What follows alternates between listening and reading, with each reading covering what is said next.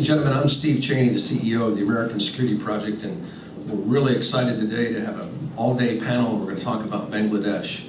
And some would say, why Bangladesh? And I would say it's one of the most important countries in Southeast Asia. Third largest Muslim country in the world, 170 million people, in a place very strategically oriented, as we all know, very close to India, Pakistan, China. There is instability in that section of the world, and I think in a lot of cases the United States doesn't pay it the attention that it ought to be paid. And you might say, why the American Security Project? We were formed in 2006 as a spin-off of the 2004 campaign. Senators Kerry, Hagel, Hart, and Rudman got together and they said, a lot of the topics that we cover, energy, security, climate change, nuclear security, terrorism, and asymmetric operations, whenever you mentioned them in a political forum, you either got painted on the far right or the far left. And those senators thought if you looked at it from a factual basis, each one of those topics, maybe there could be some rational discussion about each one of those. And hence, that's how we became ASP. And so we cover a variety of topics, and Bangladesh fits into this, certainly on asymmetric operations, terrorism, and stability side of the house. Now, pardon my ignorance, but I would not be personally too familiar with it had it not been for Major General Razzak from the Bangladesh Institute of Peace and Security Studies. And I became affiliated with him through a place called GMAC, the Global Military Advisory Committee on Climate Change, which is a group of military officers formed out of Brussels that address climate change worldwide, of which General Razzak is a part. I'm proud to say the General is an artillery officer, and so am I. And for those not familiar with artillery lends dignity to what would otherwise be a vulgar brawl. I must make two quick apologies. You've come here on an unusual day here in the United States. First time in 17 years that our government has shut down parts of it. And it's hard to explain to those who aren't Americans, but I think it was Winston Churchill who said that democracy is the worst form of government, except all the others that haven't been tried, or have been tried. So you watch what's going on in Capitol Hill over the last 30 days and then try to predict what's going to happen in the next 30 days, and it's difficult to do and it's difficult to explain, but obviously there's some severe politics involved, and it's impacted us here today. We've had two speakers, one from the Department of State and another from the Pentagon, who got furloughed, so they are not coming. But I'm proud to say we have a colonel here from the National Defense University who showed up, so we're at least the men and women in uniform are being paid and are coming to work. I don't have a prediction about when this is going to get resolved or what the exact impact's going to be, but ASP is going to continue to push its issues, and certainly we're going to talk about Bangladesh. With that, let me turn it over to General Razzak for a moment and let him talk to you just for a second, because he was the instigator behind forming this event today. General.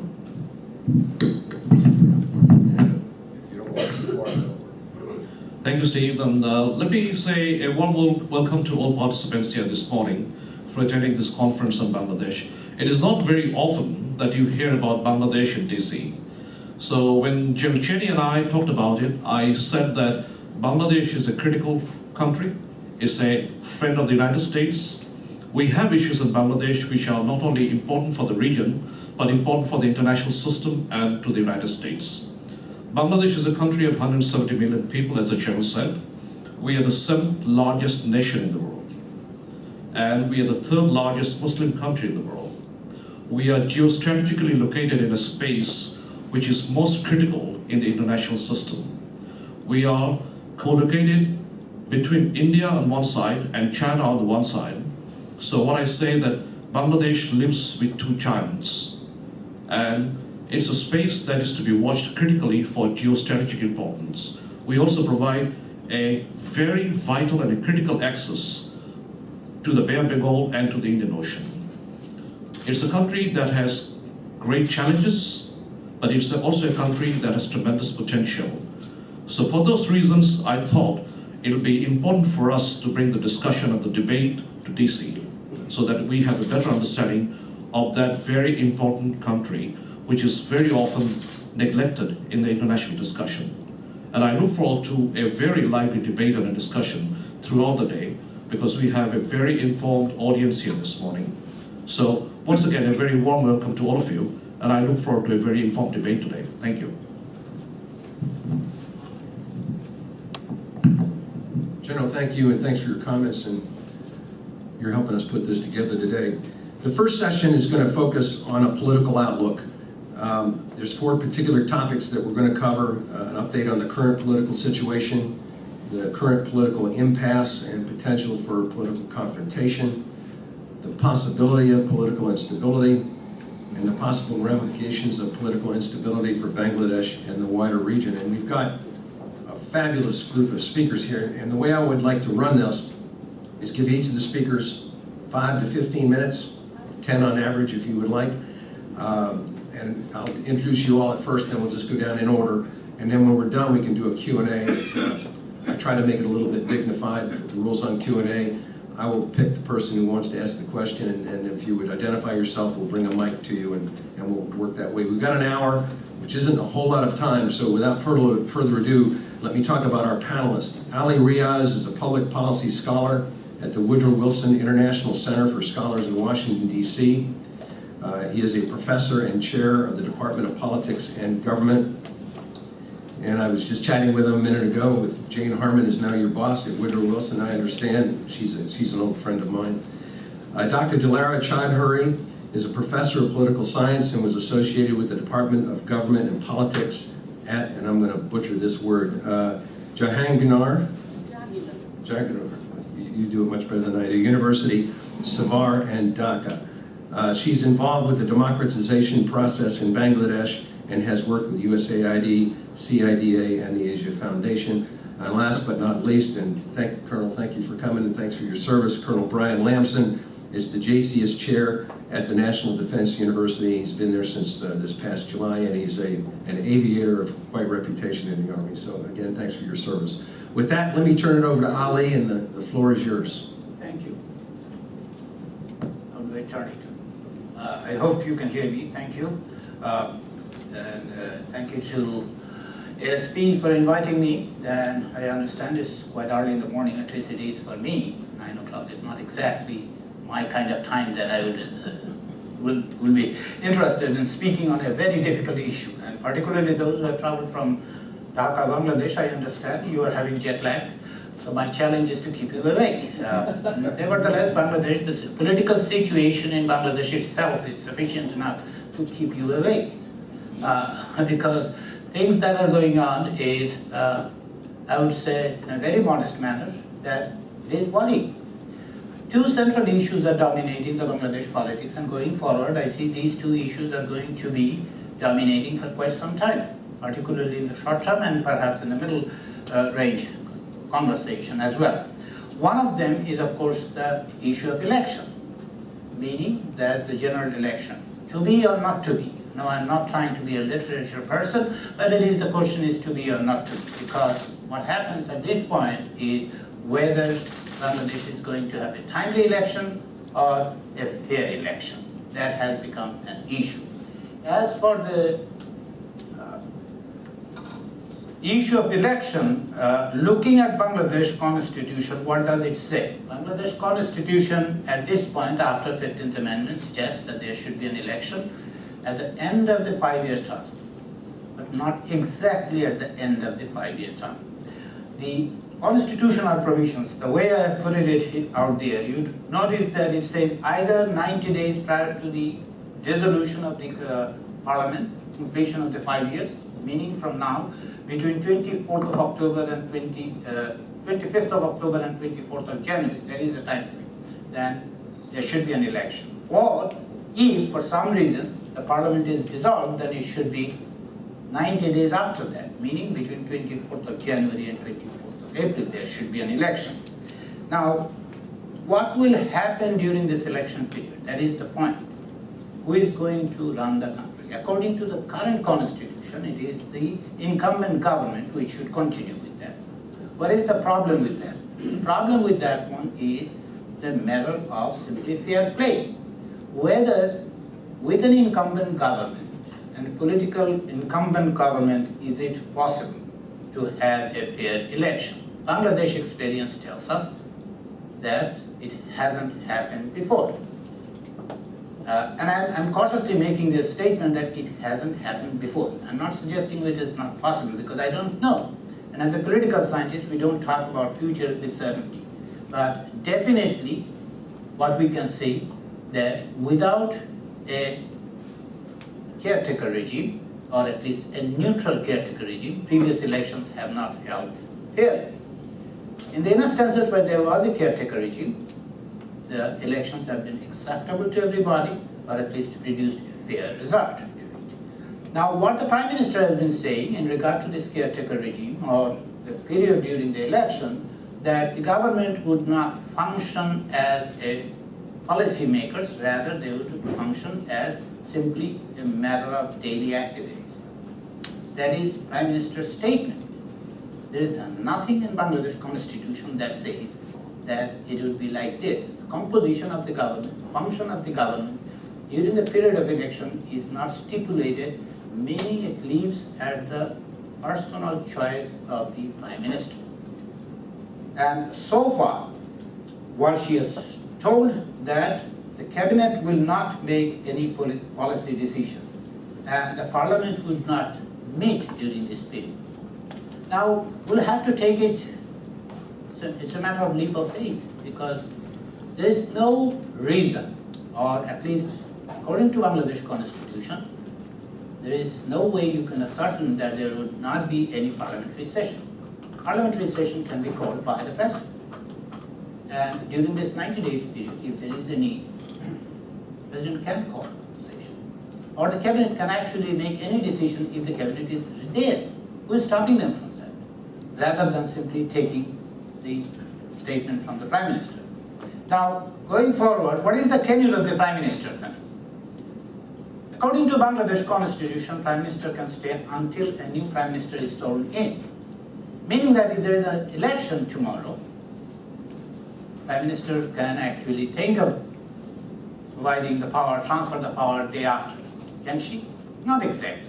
Because also there is a provision, it says that the Parliament will have to be there for 5 years, meaning until 24th of January. I understand all these things are very confusing if you are not within Bangladesh. That is the point, that if you look at the Constitution as it is, and even when the Parliament is not in session, Parliament is not dissolved, even if Parliament is dissolved, Prime Minister can continue and the Cabinet can continue functioning as per Constitution. That would not be a violation of Constitution. Why that is a problem? That is a problem because it practically creates a field which is not level playing field. If the current Parliament members are actually running for re-election, and which they would, most of them, I mean, both in terms of the opposition and the government. We're talking about 300 plus members. At least those who are directly elected, 300 members are going to be running for the office again. Most of them would be running for the office again. Which is, to my understanding, and if I'm wrong, someone can correct me, that basically it is contrary to Bangladesh Constitution itself. Because it says, and Article Sector 6 says there are people who cannot, those who are holding the office of profit. And the office of profit, if you look at the list, that does not include parliament members. So it means that those who are holding this office, they can actually are going to be treated differently, which is not level playing field. If I am running for the public office, let's say, I can assure I'm not going to run for parliament members in Bangladesh. That's guaranteed. Please take it to take it to the bank. But the point is, anyone who is not parliament, and particularly if she is not coming from the ruling party, will they have the same level playing field? No, they're not going to have that. That is definitely significantly an issue. Now, there is another problem with these provisions, and that is the issue of MP-elect. Meaning that if there is an election, say for example, currently the system says that between October 25th and January 24th there can be an election. Let's say an election takes place on December 10th. Please note the date, December 10th. We'll have a result by December 11th. Right? We should. then what happens to these 300 MPs who were elected on the December 10th? Because the current MPs have their tenure until 24th of January, meaning Bangladesh will practically have 600 MPs for 300 seats. There is no provision as such MP elect. Some of you who are in the United States might not understand this one because we do elect the president in November, and then we wait until 20th of January for him or her, hopefully her next time, to take office. But in case of Bangladesh, there is no provision as such of MP elect, meaning that this would be again, if you look at the constitutional provisions and Representative People's Order, RPO, which determines the functioning of the Election Commission in major ways, that is going to be a problem and a violation. All these provisions that I am talking about, this has made the whole thing so complicated. And why these things are happening? Because there was a constitutional amendment that was done in 2011, in the middle of the 2011, which is the 15th Amendment. And that makes the Bangladesh election, if not controversial, at least it makes us worried that what is going to happen. At various levels I can see that problem. And that is what the opposition parties have been insisting on, that they're going to, they wanted to have the caretaker government provisions back. Now there are problems with the caretaker government, and let me go on record. Since 2006, since 1996 practically, I am opposed to any caretaker government. I have opposed that because I think this is an insult to the political system. However, the reason that the 1996 provision was created because Bangladeshi political parties do not have trust, and all the institutions which are required for a fair election has not been in place. So I have swallowed the bitter pill. And the way it has been removed from the constitution has created more problems than solving the problem. And that is why, at this point, the notion of a partisan government conducting an election is becoming so difficult to understand and so difficult to make it happen. And that is why the opposition political parties are insisting that they are going to boycott the election. Now the issue is, and again, the opposition party BNP was opposed to the caretaker government. If they were opposed to it in 1996, why they are supporting it now?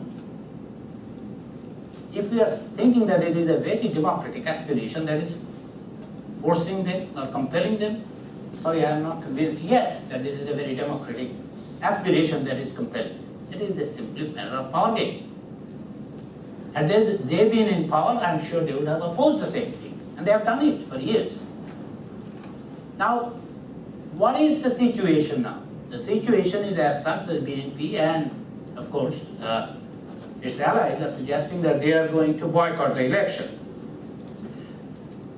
If they boycott the election, what happens?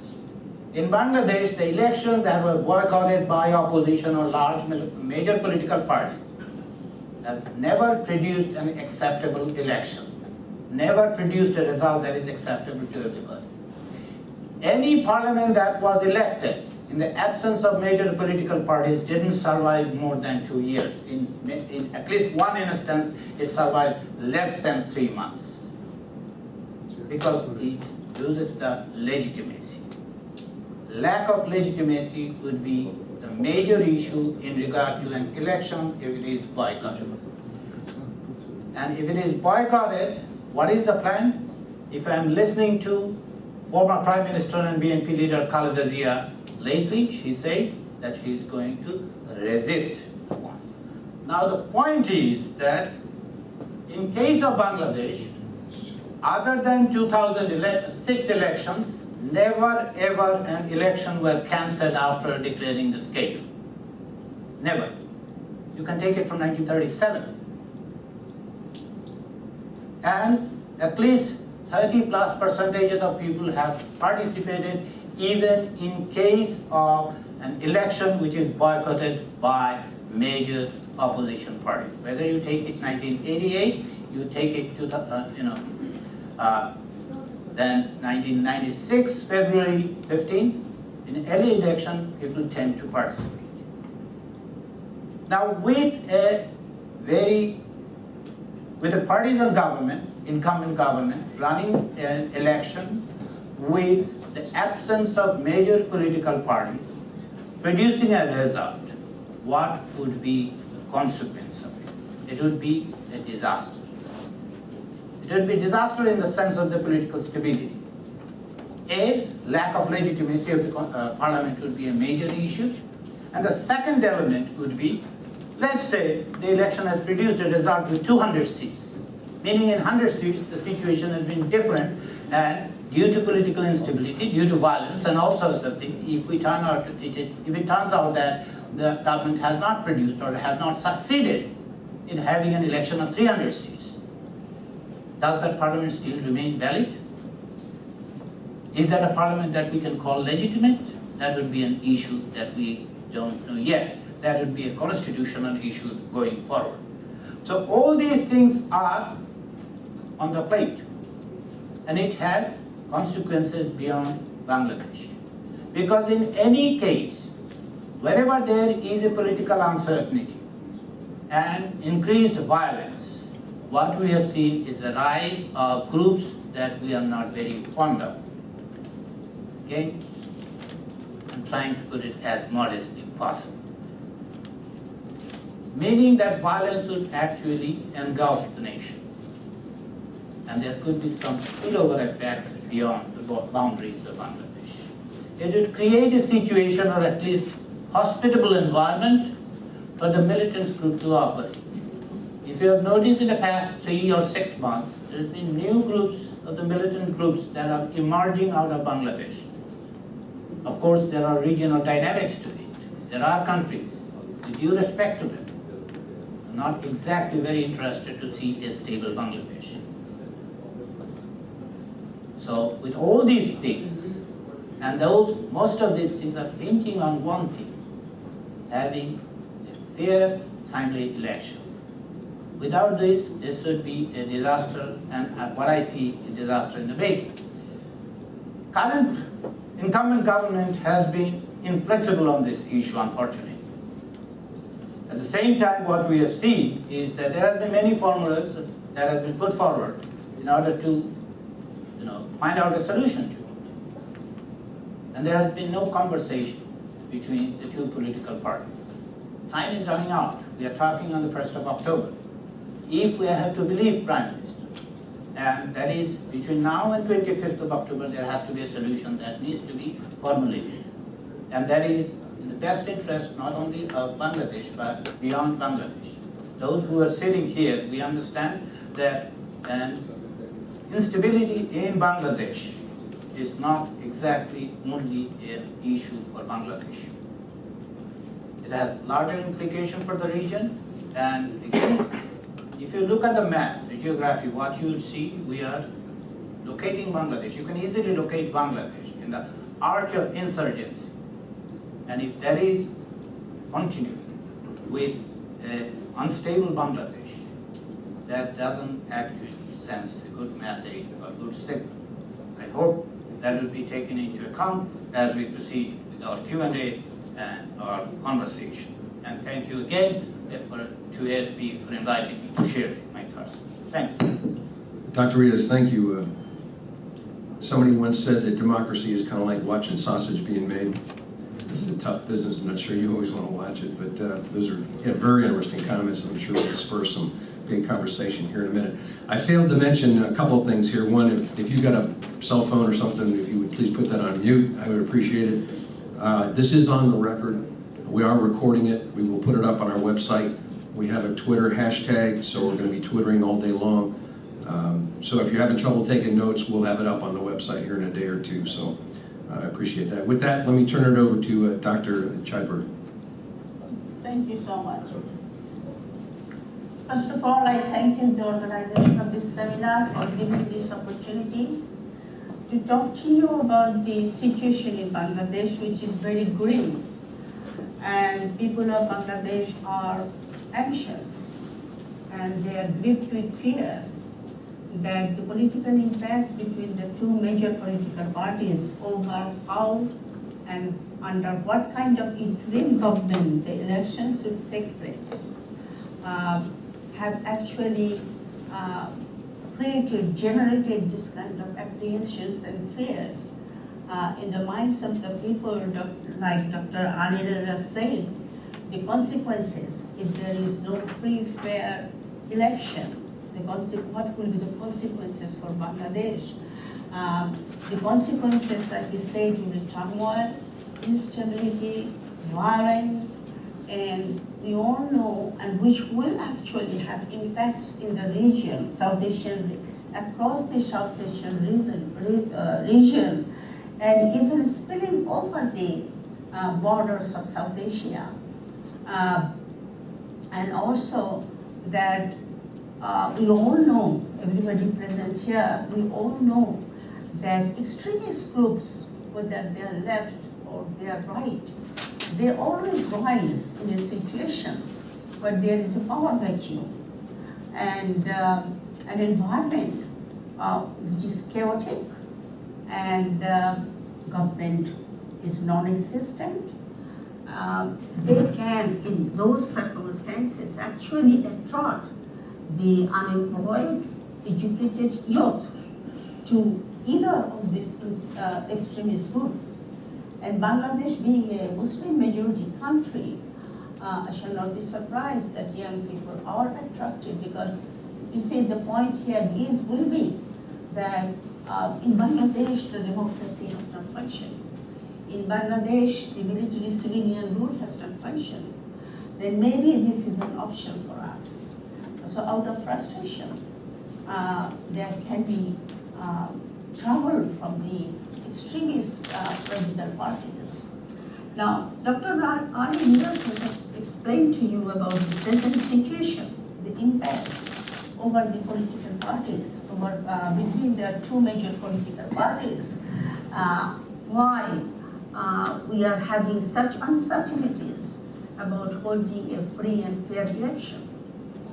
Now, so we all know from his speech that how this present situation actually arose and how this deadlock is creating apprehensions in the minds of the people that there will be either no elections or there will be elections which will be boycotted by the major political parties, major opposition, mainstream political parties. And in both eventualities, Bangladesh will be in trouble.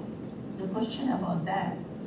Now, I will speak from another dimension, why a free, fair, and meaningful or credible election in Bangladesh is imperative, as a matter of fact, for the survival of our country.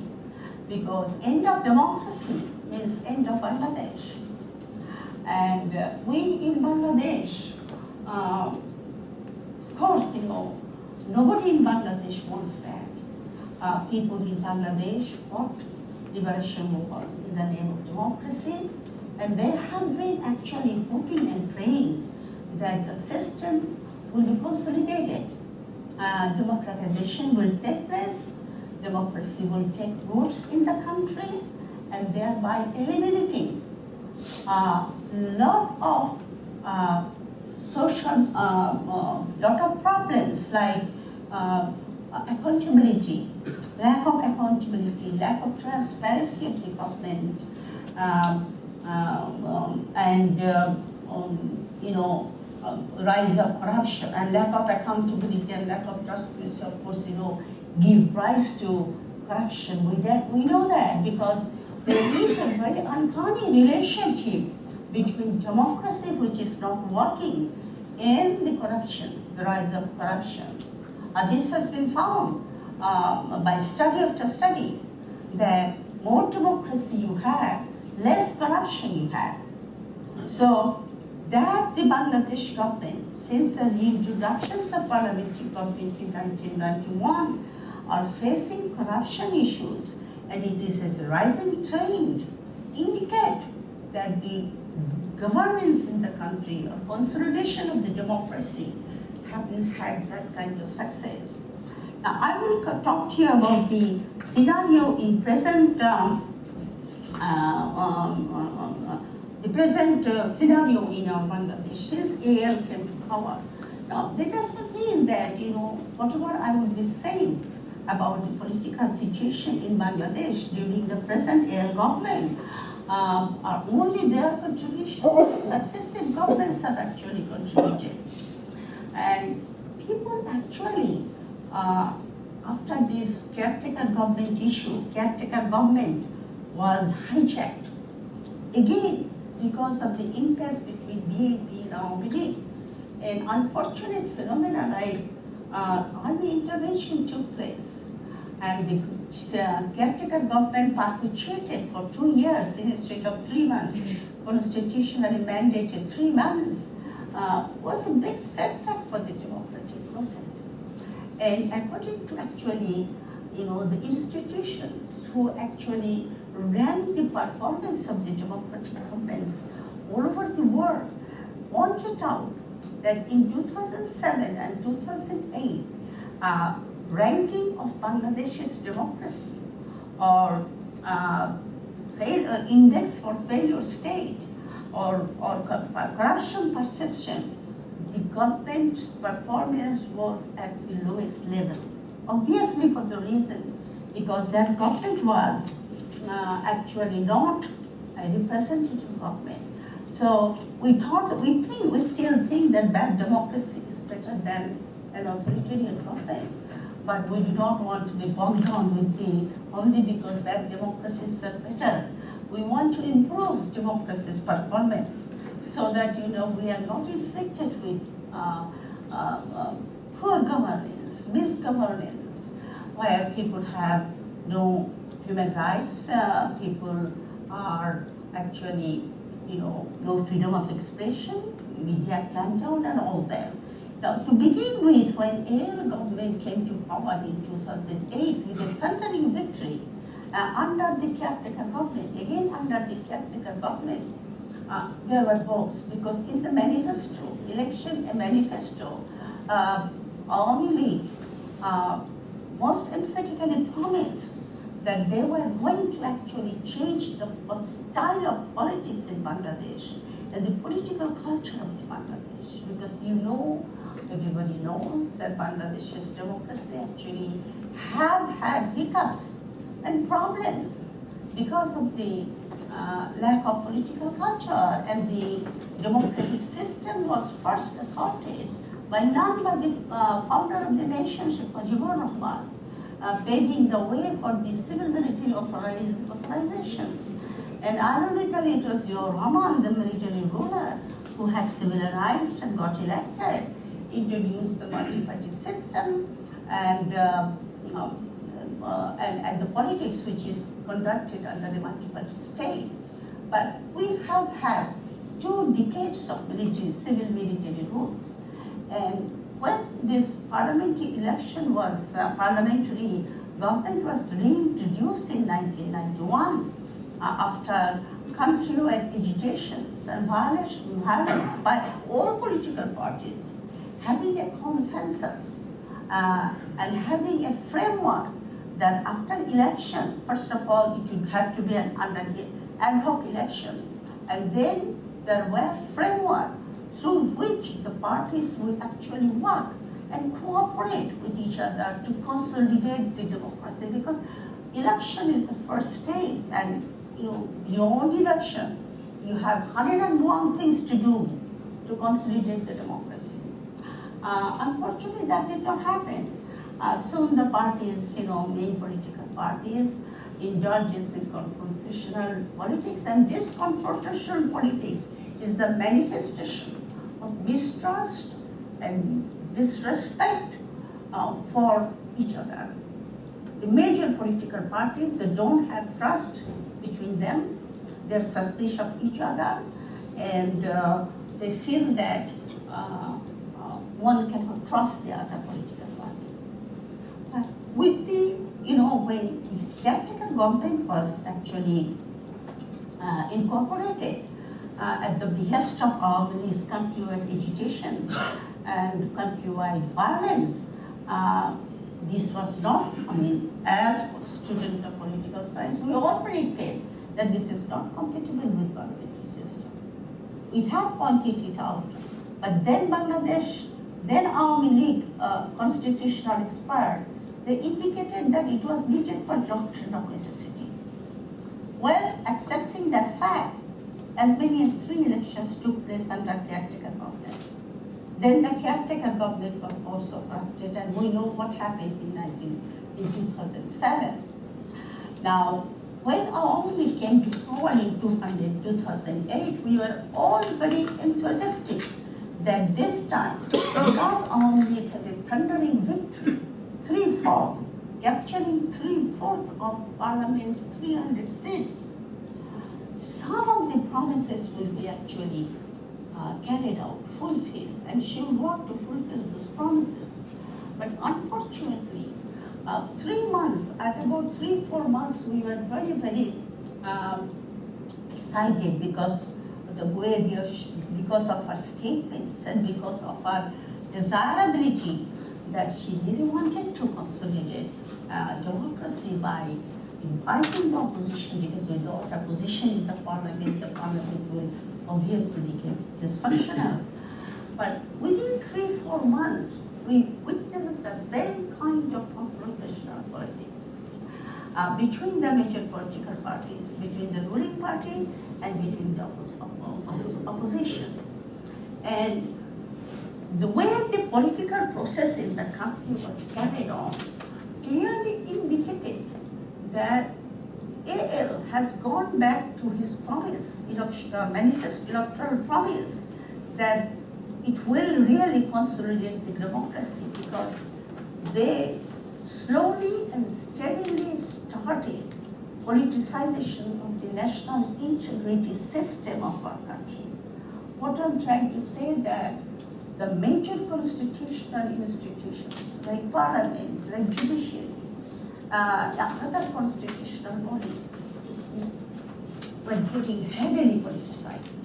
Heavily politicized. Now, if you ask me, that politicization has always taken place since the parliamentary government was introduced in Bangladesh. Yes, indeed. But the point is, we always hope that the next regime will arrest that kind of negative trend. But instead, it kept it increasing. And what happened when President A came to power, the politicization took in such form and shape that the whole paradigm has shifted. The paradigm we had in 1996, the one we have in 2013, is not totally, but in many ways different, because politicization was not done to that extent, especially when it came to judiciary. Because judiciary, through the provision that 101 judges can be appointed from the children of the freedom fighters as judges and magistrates in the lower court, something which is unheard of anywhere in a parliamentary system. Also, the upper court was politicized through the practice of lying. People belong to my opinion were given appointment in the judiciary. Same happened in the administration. Same happened in the police. And it also happened in case when the new election commission was constituted. The way the election constitution was committed was not at all democratic. And they have been manned by party affiliation.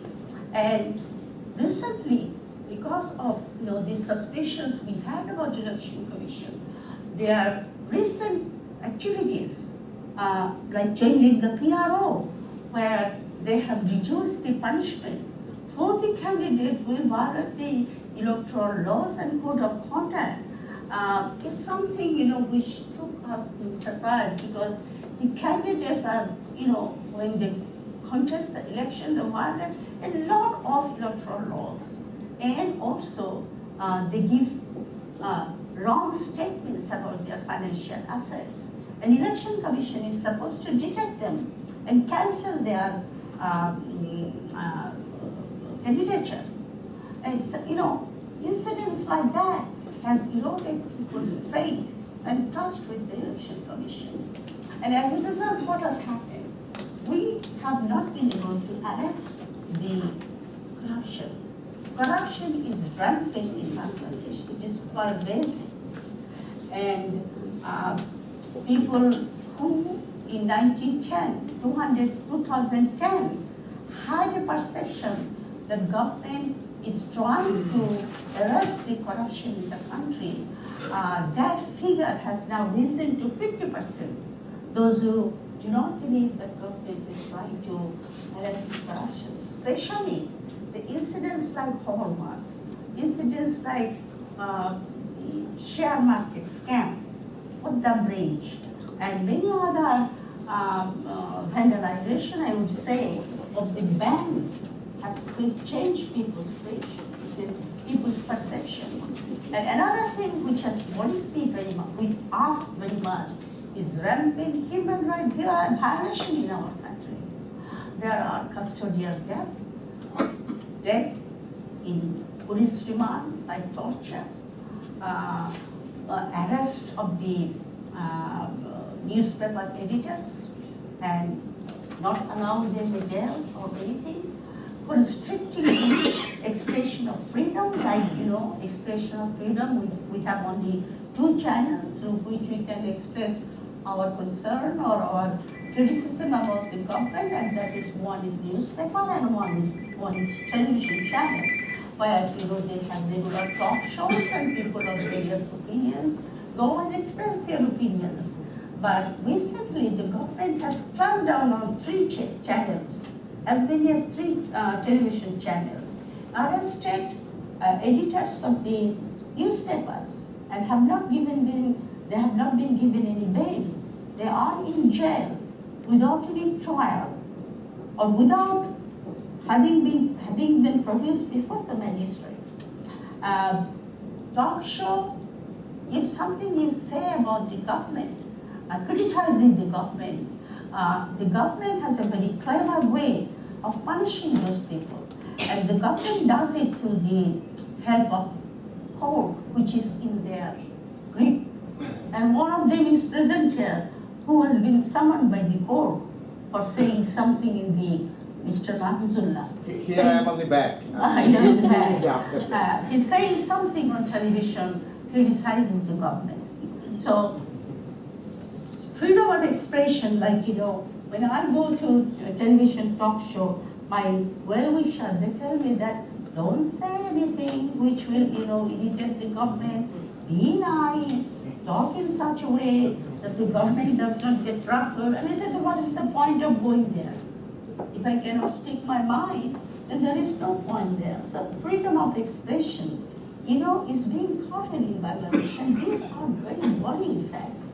And human rights activists, like Adilur Rahman, has been arrested. Again, without a bail, he is rotting in jail. So the space for the civil society and for the human rights activist, someone like me who would like to express my free opinion, that space is shrinking in Bangladesh, and we don't like it. As a democracy lover, we don't like that kind of situation. Another thing which has worried us is the question of women empowerment. Now, women empowerment in Bangladesh, we are very, very proud of our progress in Bangladesh, that women have made significant progress. And government really cannot take that much credit for this. Even overall improvement in the social indicators or,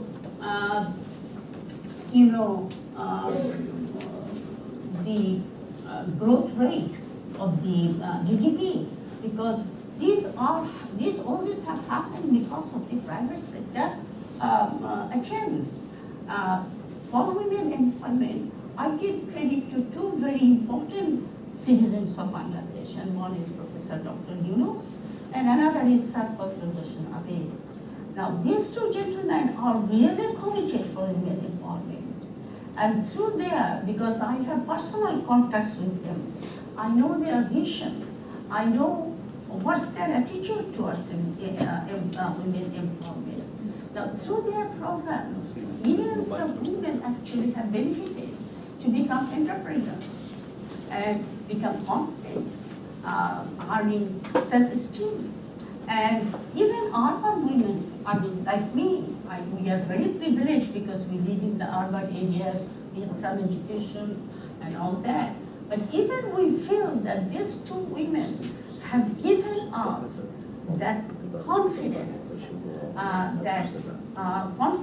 that you are no less inferior to men. I mean, you are equal.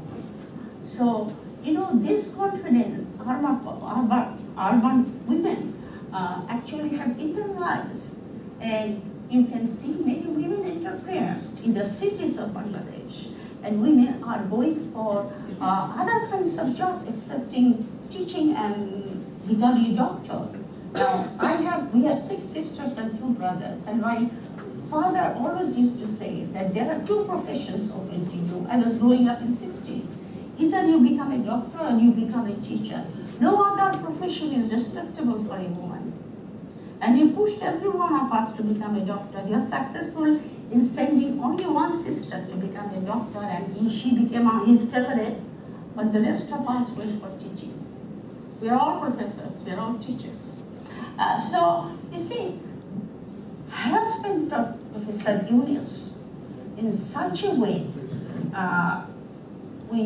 for us, for Bangladeshis, it's difficult to actually absorb, because government is trying to find out, even have to open his income tax file, which is supposed to be confidential, and made it public, that he's a corrupt person.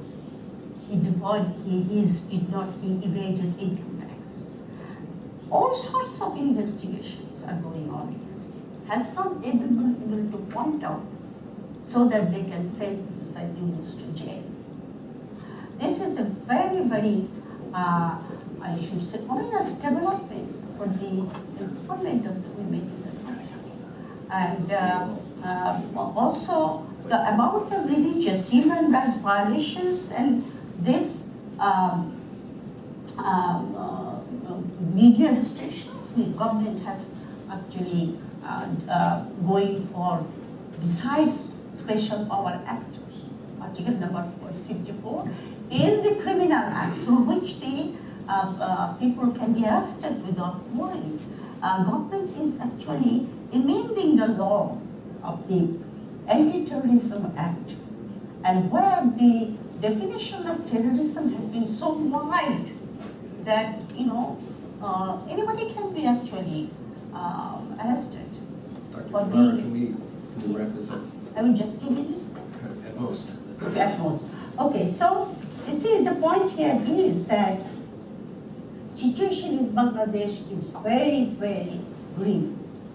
And in order to arrest that, and Riaz has pointed out, in order to arrest that, we need an election which is free, fair, and credible, especially under a government which will be accepted, or a system which will be accepted by both political parties. And election reflecting the will of the people, and also opposition accepting this result, and start working to address these issues. Otherwise, we will be in great trouble, and our future of democracy will be very bleak. And especially this franchisation of the voters through this kind of election is terrible. Thank you. I would say, it only took us 230 years to get our democracy to where it is today, so hopefully it won't take you that long. Yeah, but we have to welcome the impediments. We do. Colonel Lamson. Bismillah Rahman and Rahim. Assalamu alaikum and good morning. Aajke aami bolchi na. Mostly because I've never I've never been able to do the language of poets justice, so I'll speak to you in English, knowing that today, as the government shuts down, you don't need any more stress in your life. So I'd like to thank ASP for allowing me to sit on this distinguished panel, and I'd like to thank my co-panelists for their enlightening comments. My comments, I want everyone to know, are my personal views. They don't represent the policy of the Department of Defense or the United States government. What you may find in my biography isn't a total representation of me. Some things that are missing are the fact that I was educated in Bangladesh. I'm a graduate of Jatiyo Vishwavidyalaya, and I attended staff college at the prestigious Mirpur Defense Staff College. I have some prepared comments today, and I will do my best to make those short so that we can continue with our limited question and answer session. The places of Bangladesh has a magnificent and fascinating cultural history, which goes back thousands of years. Its people are some of the most caring, hospitable, intelligent, and resilient people that can be found anywhere in the world. And its lands are green, fertile, and wondrous. However, its life as an independent sovereign nation is relatively new, and its modern political history has taught Bangladeshis some difficult lessons. We've been asked to come here today to appreciate the current political situation of Bangladesh and assess the possibility of political instability for this young country and the broader subcontinent.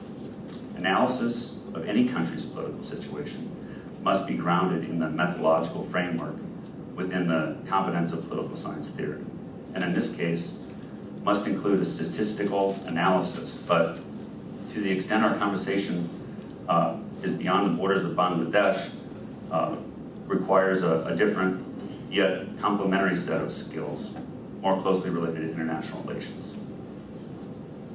Crossing between the two competencies has the potential to confuse the situation and should not be entered into without the realization of such and the recognition of possible pitfalls. It also reinforces the need for a multidisciplinary study of the issue and should minimally include fields of anthropology, history, philosophy, and economics, just to name a few. To have a strategic level dialogue about this great country, or any country for that matter, it is essential to specify the framework of the question at hand. The fact is that the definitions become important not only to ensuring equal understanding by all parties, but also in managing the bridge between political science and international relations. In his book, People, States, and Fear, Barry Buzan dissects the state into three components: the physical base of the state, the institutional expression of the state, and the idea of the state. And though on one hand, much of the literature discussing the state does so from a rather inward-looking perspective of political science and sociology, it remains useful for our discussion that this analysis rests principally in distinguishing state from society within the domestic realm, and it subsequently tries to understand how these two interact. Perhaps Joel Migdal captures the definition best when he refers to the state as an organization composed of numerous agencies led and coordinated by the state's leadership or executive authority that has the ability or authority to make and implement binding rules for all people, as well as the parameters of rule makers for other social organizations in the given territory, using force if necessary to have its way. Naturally, any time the idea of using force within a given territory is discussed, it is also expected that the dialogue includes a discussion about state legitimacy. Ironically, in many cases where a state uses force to compel its citizens to comply with domestic law, it is the international community that is called upon to critique that state's behavior and determine the degree of legitimacy that state has to act within its sovereign boundaries. So if Joel Migdal is right that states exist to enforce the law of the land, and Barry Buzan accurately depicts the physical base and institutional expression and the idea of the state, and the international community provides the state with legitimacy, then what is the relationship between the state and its populace? And what obligation does the state have to its citizens? There are many types of government or governance that a state can adopt. But what is clear from history is that it is most often an evolutionary process. Not long ago, our planet was governed by autocracies and monarchies. It was governance of the masses by a few elite for very selfish reasons. Today, the dynamic has changed drastically. As we all know, the last 4 decades have proven the theory of power sharing amongst the population. Republics and democracies have grown at exponential rate. The last 4 decades also make up the modern history of Bangladesh, and Bangladesh's constitution clearly states that all powers in the republic belong to the people. It goes on to specify that the states shall endeavor to ensure equality and opportunity for all citizens and provide equal protection under the law.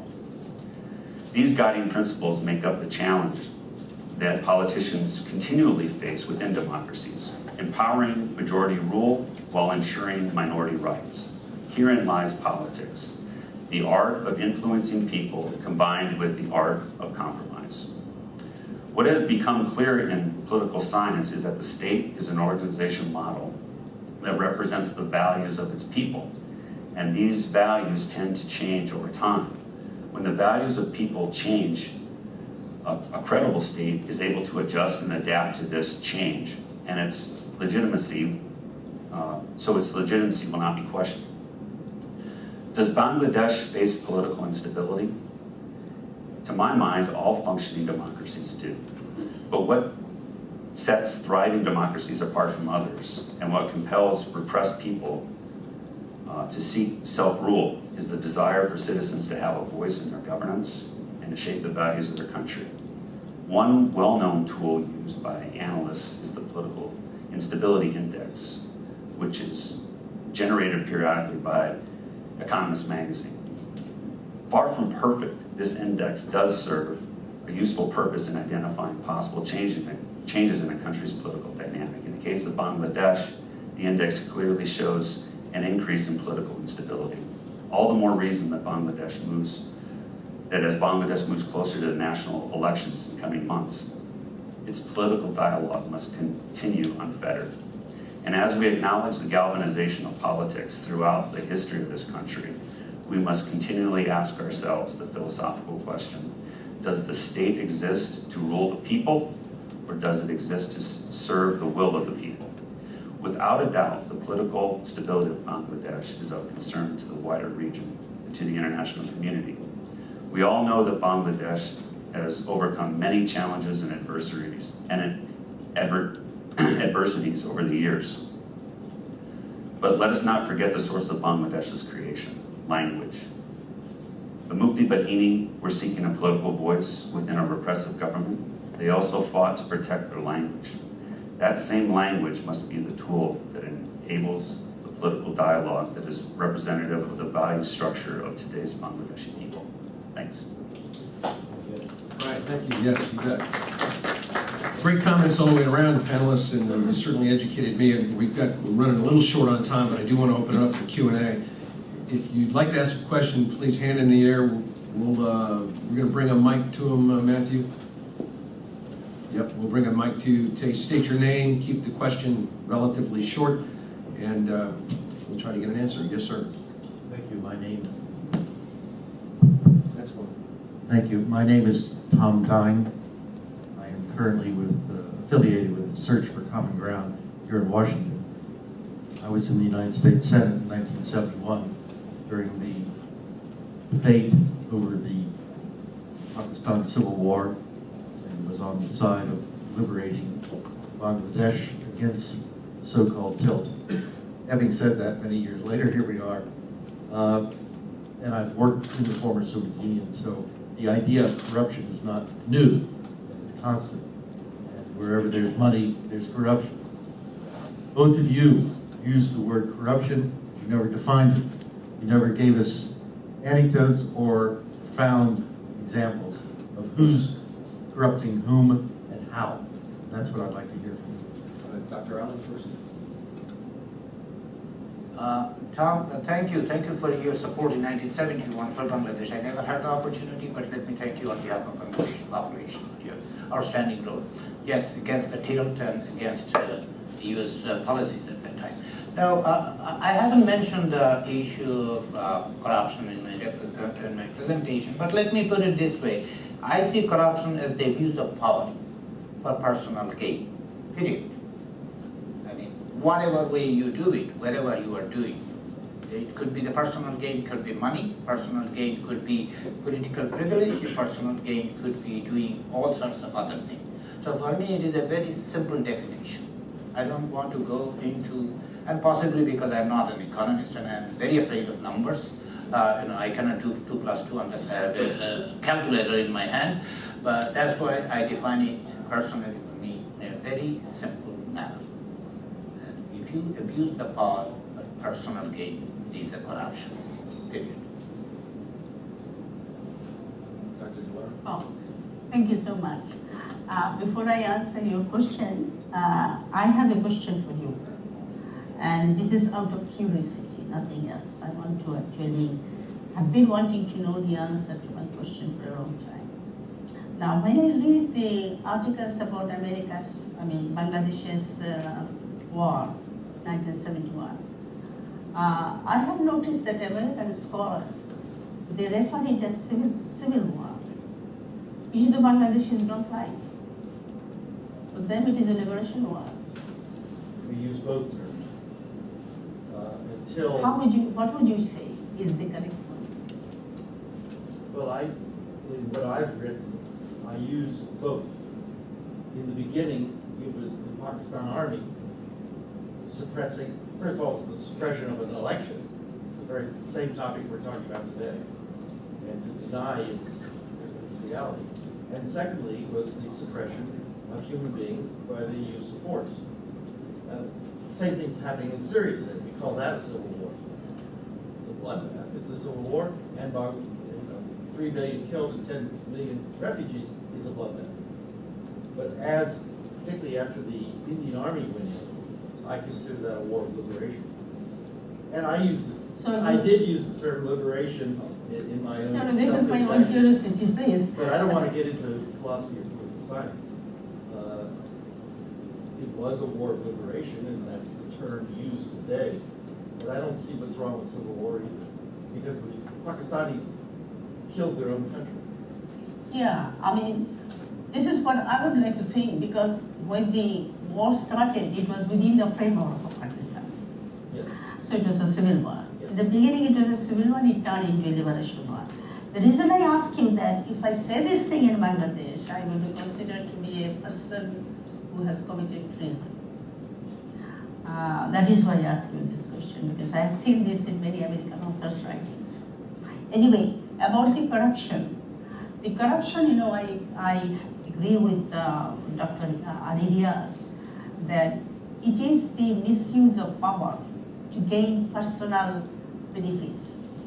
And it becomes pervasive when the top leadership, beginning from the Prime Minister, then even a clerk working in an organization, government organization, will expect money from you. Then it is pervasive. Like if I want to go to a place to get a license, I cannot get it without bribe. So we pay money for the services for which we have already paid as taxes. So, and it touches our life. That is why we call it. Well, what makes that interesting is that it seems, not only in Bangladesh, but I can tell you where I live, and it's the same thing. People expect to have to pay money for a visa, for a diploma, for a good grade. Yes. It's anathema, but Yeah. it's corruption. It's corruption. Yes. Mr. Whitaker. My name is Isan Takbim, and I represent Bangladesh Public Affairs Committee. We are the advocacy group. We have a footprint nationally, based in Michigan, and we have some network with the legislator. The question to you, and this is for my understanding is time is critical because this is going to end at 3 o'clock. What would be the takeaway from this? And so that I can align myself for my next section. What is the thing that you'd like to do at the end of today's session? I understand we're surfacing issues that are going on, but for the benefit of this, where would you like to go? Yeah, I And think maybe we can align. Yeah, I think your question is probably directed to me more than anybody else on the panel. Yes. Our intent here at ASP is to bring to light what's going on in Bangladesh, what's the political situation, what its contribution is to stability in Southeast Asia, the importance of Bangladesh, just to raise the level of interest in Bangladesh and its importance. Given what else is going on in the world, you mentioned Syria, you look at Iran, look at Russia, I mean, there's so many other things going on. You would think that, well, Bangladesh, who cares? Well, we care. And that was kind of the impetus behind this when I got with General Munir and I said, okay, let's create an all-day panel and put it together. And I certainly appreciate everybody being here today, and I'm glad you came, and I hope you stay all day. But even more important to us is we'll tweet it and put it out on the web and push it out. We've got a pretty good-sized web presence. So it's to raise the level of interest, certainly here in the United States, but worldwide as well. We've got a worldwide audience now. I mentioned the Global Military Advisory Group that I'm a part of. So that was the impetus behind this, and that's what I wanted to do, was raise the awareness on these issues. I am no expert on Bangladesh. These folks are, and frankly, that's part of the education process. Educate me, educate ASP, educate the people on Capitol Hill. We've got very strong Capitol Hill connections here within ASP, and we've got a pretty wide field up there. So that's the intent. Okay, well, I was looking for some action item coming out of this session. Well, we'll summarize. You know, we will definitely summarize, and we'll have follow-on papers that will hopefully summarize what's done today. I think we can do. General Munir. What I want to add to what the chair says is that we are bringing the level of awareness on Bangladesh issues. And in terms of the report that will come out at the end of the conference, we'll summarize everything. And as Steve said, that everything is going on live tweet, it is being webcasted, it's being podcasted, so it's heavily present on the web. It'll come out in a paper report at the end of the conference. And we're also forewarning the international community that any signs of instability in a country of 170 million people can be catastrophic. And we ought to take a look at that now. And I think I can take one more question. I'll have back here on the left. Thank you. This is Siddiq Khan from American Council for Energy, but I'm not representing my organization here. I work with energy policy, and this is a different topic altogether. My question to the panel is, you have talked about instability, you have talked about fear, you have talked about anxiety in the people's mind. There is some kind of uncertainty going on, or you can say total uncertainty going on in the environment of Bangladesh. If you are being asked by the Prime Minister today that, okay, what can lead to a reasonable solution to this present political impasse, what would you recommend to her? Dr. Chowdhury. Both of you. Oh, okay. Yeah, you know, we in Bangladesh also are pondering about this question, that what kind of solution will be accepted by both the parties. So the prime responsibility lies with the political parties. Right? I mean, they should, even if not at the top level, but at the mid-level, they should start, a dialogue. We don't have time. That is what I'm saying, but this issue has been going on for more than 1.5 years. We are running out of time. That is why we are worried that this deadlock problem will not be resolved and will be plunged into a situation which is very uncertain. But there have been many formulas, and some of them are quite acceptable. Like a formula which has been given by one of the very prominent society member, Ali Akbar Khan. Since Prime Minister Sheikh Hasina insists that election cannot be held under a non-elected government, she has given a very new formula that election will be held without dissolving now. That means they will still remain elected. I mean, that has not happened in any parliamentary democracy. So the suggestion have been that, okay, let us find 5 elected members from Awami League acceptable to BNP and 5 BNP members acceptable to AN. And they will select an executive who will become the chief advisor. Main thing, there are two. One thing, this is formula which I think BNP will accept, accepting that they would not go to the election when Sheikh Hasina is the chief executive. So I feel that if I was in her position, fortunately not, but she can really take a place in the history if she makes this concession. Thank you. I will be very brief. First of all, I would ask the question whether Prime Minister wants to have the solution within the 4 corners of the current constitution, or is she willing to go beyond that? That's my number 1 question. There are solutions both within and without. And if it is within the constitution, there are many ways to resolve this issue, particularly when we are talking about the chief executive position, which Professor Chowdhury has referred to. I have written extensively. But more importantly to me, that despite the fact that I said time is running out, 25th of October is an arbitrary deadline.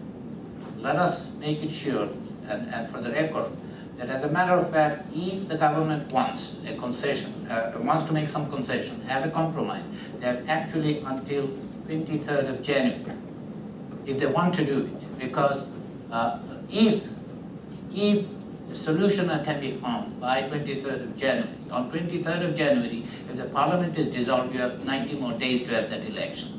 So currently, the arrangement is 25th of October, but this is an arbitrary deadline. And the solutions, there are many solutions, but the first and foremost is the will to have a solution and agreement with the opposition political party. And similarly, I would make that point to the opposition as well. I mean, this is not only a matter of the incumbent will have to make the move because they have 2/3 or 3/4 majority in the parliament. But the opposition will have to actually be acceptable, at least have open to other solutions than what they have said so far. Thank you. Colonel Lawson has a comment on this. I would, kind of echoing my earlier comments, I would just suggest that we haven't had a solution here in 18 months. I think that in an environment like this, we're probably not going to find a solution in one day. I would say, though, that I think events like this are important because they do something I think that's very useful to the cause, and that is energizing the international community to think about this critical issue. I think many people in Bangladesh feel like they're on their own on this, but when you think about it, national elections oftentimes are, they have international oversight, and that is for that very reason I talked about earlier, which is the legitimacy of the process. And I think that we should, one of our talking points on this ought to be that the international community plays a role in a peaceful election in Bangladesh. Great comments. You've probably noticed we slipped the schedule a little bit. I might add that our lunch keynote speaker got furloughed, and so we are going to do a roundtable at lunch, and I think, so there might be some slack in here for me to adjust this a little bit. And I kind of like the conversation that we got going now, so I'm going to take at least one more question, and yes, sir, back here. General, if I may, Yes. for the sake of the general balance of the Q&A, I understand this lady has been raising her hand from the beginning. So if you could, may I plead for her? Absolutely. To give an opportunity. I'll be her and then the gentleman back here, and that'll be it. Assalamu alaikum. I'm actually a Bangladeshi myself. I have a lot of family in Bangladesh, so this is an urgent issue for me. So my question is twofold, and it has to do with the semantics of fairness. In our American system, I guess our definition of fairness is extremely relative. And so there are two tenets of fairness that you both mentioned. First is accountability, and second is participation. First, with accountability, I want to know, can you explain the election board commission and how we can perpetuate, I guess, nonpartisanship, and how do we hold not only the government but other organizations that check the government accountable? How do we pursue accountability? And secondly, within political participation, as the poverty gap widens, how do we reflect all classes within, I guess, our electoral system? Who wants to take it? Quickly, let me respond to this. Of course, the issue of accountability and fairness is a larger issue that we can talk at length. We don't have that much time, but generally speaking, let me put it this way.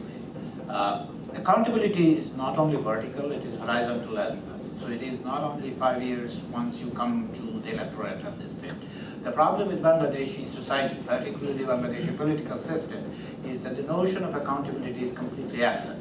And this is not a matter of past 5 years. It has been there since the beginning of this country, and particularly since 1991. Despite the promises made by the political parties, they have not created any institution that will actually hold them responsible and accountable. And this is in this respect, thanks to BNP, thanks to Wamili. They have done excellent job in crashing the institution or not building it. So that's why the fairness issue, the accountability issue has to be seen within the larger frame of Bangladeshi governance system, which is absolutely a different ballgame. We can talk about it. In regard to the participation, despite the poverty gap, insofar as formal democracy is concerned in Bangladesh, Bangladeshis are highly political, and the rate of participation in elections have gone up and up and up. Each and every time that you have an election where they can actually vote, they have participated more. So, as I said, there is a gap, there is no doubt. Yet, Bangladeshis have shown that they are willing to participate and make their voices heard. Now, when it is heard once in 5 years, one day, or it is throughout the 5 years, every day. And on the second part of the thing, both current and previous ruling party has made it very clear they do not want to listen to anybody, because once they are elected, they think it is their realm, so they can do whatever they want to. Thank you. With the same thing about the accountability and transparency, I agree with Dr. Riaz that successive governments, instead of building oversight institutions or making the parliament function, have now demonstrated their wisdom. For example, the committee system has remained. The parliamentary oversights are very weak, and the dominance of executive of the legislature, because of certain constitutional provision, has turned parliament into nothing but a rubber stamp parliament. Whatever the executive decides, parliament gives its seal of approval. This is one. And another thing is that other constitutions, like Office of Ombudsman, has not yet been established and not yet been operationalized. Anti-corruption bureau, human rights commissions, these have been made ineffective because of the loopholes in the laws, and also because of the interference of the government. So accountability and transparency has remained really an elusive for the Bangladeshi people. And about the rich poor, Dr. Riaz is right that Bangladeshi people are very enthusiastic about democracy and vote and all that. But you see, after this wondrous event, they remain as powerless as they were before the election. In order to break this cycle, the government needs to decentralize the local government, which the government hasn't done. It has been done on paper, but through circulation, they have taken over the power of the local governments and made the agents of the central government more powerful. Sound like a Republican.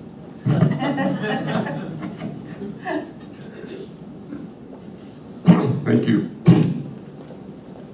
This is not a question. I'm just, as an observer, I just want to give a comment on the narratives given by the panelists and the speakers here. As a matter of fact, we need to go back to the backdrop through which we have had the caretaker government. It was rightly mentioned by both, I think. It was the trust deficit among the political parties, and caretaker government came as a consensus. national consensus, political consensus, and it came on the basis of doctrine of necessity. So, if it has to go again, it has to go through national consensus. What happened here is, Awami League, the ruling party, they have not had any mandate in the last election for it to be removed from the constitution, nor did it go back to people to get their verdict, because if we talk about public reasoning, the essence of democracy is the public reasoning, and the public being the owner of the sovereignty and the democracy of the country. So they didn't bother to do that. So the whole thing happened unilaterally, basically. And this is the decision of the ruling party to do away with the caretaker government, which came through a national consensus. The point is whether there is an ulterior motive or not, as the panelists say. There is will to settle this matter with the national consensus, or they want to go it alone unilaterally. And we smell the rat here. We see that there is an ulterior motive for amending the constitution, and subsequent, the role of election commission has become questionable, and the role of present government, keeping the parliament on, keeping the cabinet on, and keeping the prime minister on, running the country, make the people of country very, very concerned. And all the polls taken so far shows 90% in favor of caretaker government, because people are feeling they're going to be disenfranchised in the next election. So the thing is whether we can go back to people, get a consensus through a referendum, or you get a political consensus and settle the issue. I think the only way to do it, either you go back to people with the referendum to settle the issue. If not, you have to have a political consensus. The way caretaker government came in the first place, it has to be discussed all over again and settled through political consensus or through a referendum. I don't think there's a second way of doing it. Thank you. On that note, we're going to have to end this session. I think we're obviously sliding a little late. Let's start the next one at 10:45. Let's give a big hand to our panelists.